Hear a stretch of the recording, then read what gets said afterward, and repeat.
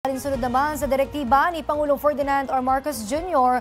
tungkol sa agaran at patuloy na aksyon upang tulungan ang mga nasalanta ng Bagyong Tino, patuloy rin ang pagtugon ng gobyerno para sa mga kababayan nating naapektuhan. Si Faith Santiago sa detalye. Nagsagawa ng clearing operations ang mga responder at volunteer sa Tubungan, Iloilo sa pangunguna ni Iloilo 1st District Representative Janet Garin. Ito'y matapos maapektuhan ang lalawigan, bunsod ng ulan at malakas na hangin mula sa Bagyong Tino na nag-iwan ng maraming nabuwag na puno, poste at napinsalang mga tahanan. 121 mga barangay sa Iloilo ang naapektuhan at umabot na sa higit 5,000 pamilya at higit 18,000 individual ang naapektuhan buhat ng malakas na hangin at pag-ulan, ayon sa datos mula sa Iloilo City Operations Center.